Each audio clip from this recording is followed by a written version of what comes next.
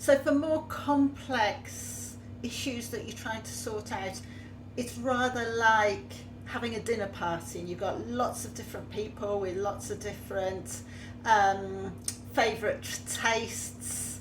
Perhaps they might have, specific things that don't agree with them, specific foods. They might be vegan, they might be vegetarian, they might have an allergy to something.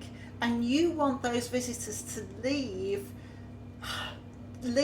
knowing that they want to come back for some more. And that is rather like us trying to, improve ourselves, be happier, be more content.